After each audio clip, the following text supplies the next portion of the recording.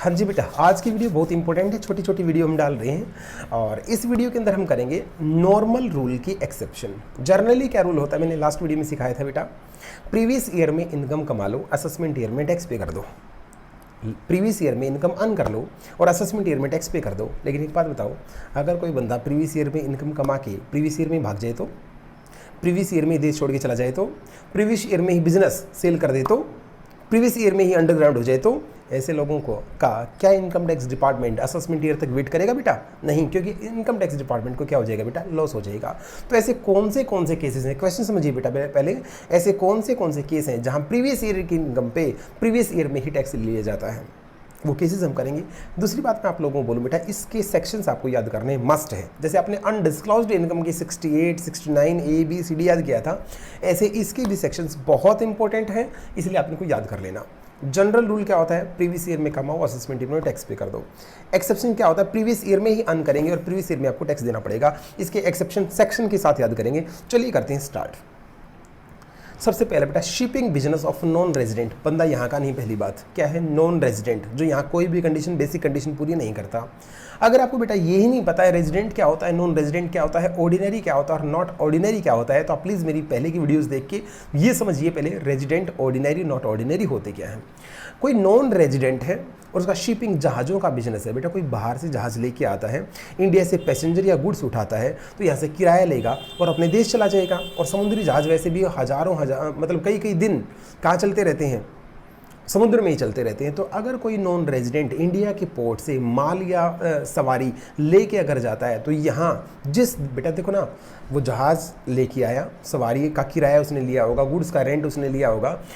अब ये काम प्रीवियस ईयर में हो रहा है, वो कमा के तो यहाँ से आज चला गया, हो सकता है बेटा वो अपना जहाज लेके दोबारा वापस इंडिया में ना आए।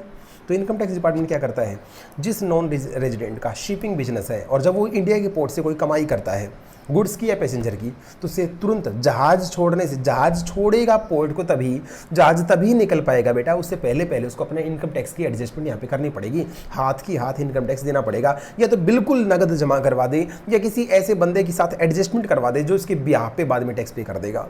इट मीन्स 172 सेक्शन किसका है?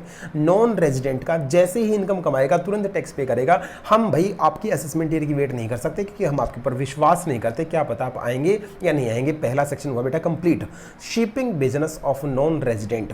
थोड़ा सा और मैं आपको बताऊं सर, फिर उसका P&L तो उसने बनाया ही नहीं होगा, उसका बैलेंस शीट कैसे बनाएंगे, हम उसकी नेट इनकम कैसे निकालेंगे? बेटा ऐसे लोगों के लिए जिनसे तुरंत में टैक्स लेना होता है, उनके लिए डीम्ड रेट ऑफ टैक्स लगाया जाता है। जितना तेरा टोटल किराया उसका 7.5% तेरी इनकम। मैंने क्या बोला? जितना तेरा टोटल इनकम है, किराया है, उसका 7.5% तेरी नेट इनकम मानते हुए तेरे से टैक्स ले लिया जाएगा। That's all. इट मीन्स यहाँ प्रेजेंटिव टैक्स रेट लगाया जाता है।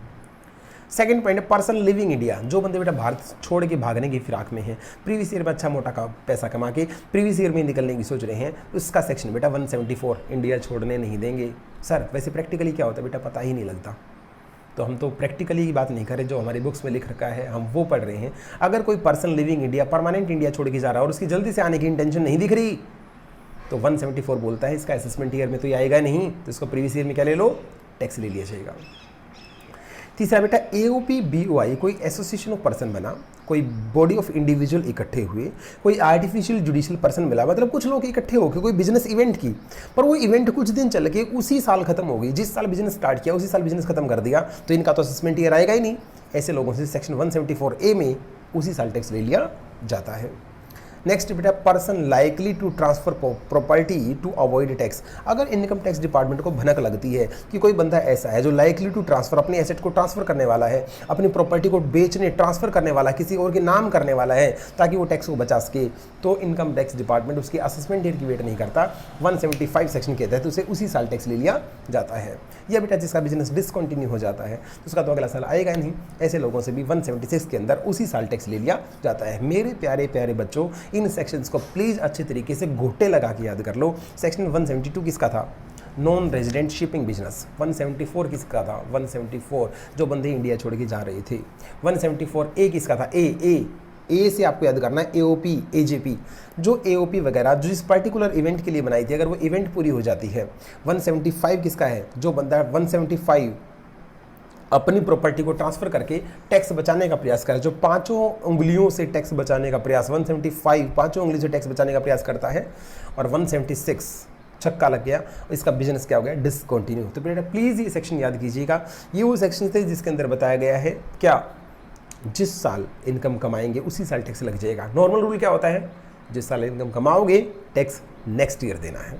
चलिए बहुत छोटी सी वीडियो थी जिसके अंदर हमने कॉन्सेप्ट सीखा सेक्शन 172, 174, 174A, 175, 176। मिलते हैं बेटा नेक्स्ट वीडियो के अंदर जिसमें हम सीखेंगे रेट्स ऑफ टैक्स।